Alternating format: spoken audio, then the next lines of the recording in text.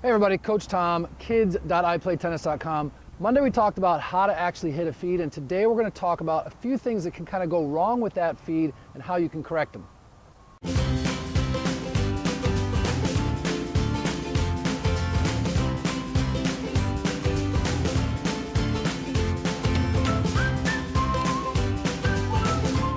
So if you guys have watched the forehand and backhand series, some of this stuff will be the same kind of the same corrections, right?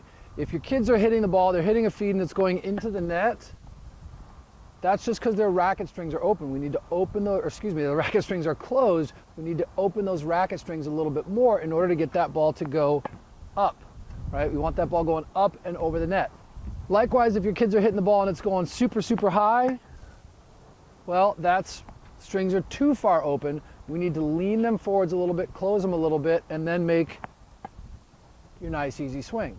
Now remember, when you guys are changing your grip, we're going to actually move the racket, right? We're not going to just twist our hand and hope that that works, right? Because if you've got your hand in a comfortable position and then you move it, eventually it's going to go back to that comfortable position. So we need to find a comfortable position and then put your racket where it's supposed to be. As with the forehands and backhands, if they're hitting it too far to their left, a lot of times it's just too far out in front of them. If they're hitting it too far to their right, they're hitting it too far back behind them.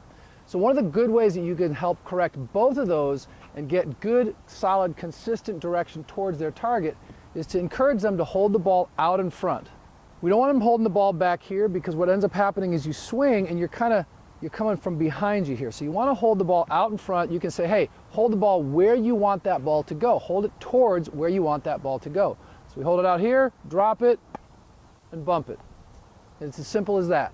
A couple other problems we can have. The kids will, a lot of times, they'll take these big, huge backswings and then stop, right? If you're taking a big backswing, it's not going to work so well. We need to take a small backswing, little bump out in front. So be sure that their backswing isn't too big. They're not trying to hit too hard.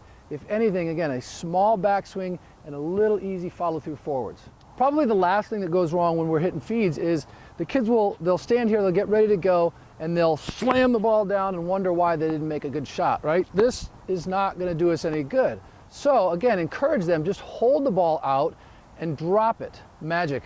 I've got balls that I didn't have just a second ago. So drop the ball and bump it, as opposed to trying to slam it down onto the ground. That's it. Those are a couple of things you guys will see when you're working on these feeds with your kids. A couple of ways that you can correct those common errors. Come back on Friday. We got a game called Bozo Buckets. It's going to help you guys learn how to hit those feeds, how to be accurate, and how to be in control. As always, my friends, keep it fun, keep it simple, get out there and play.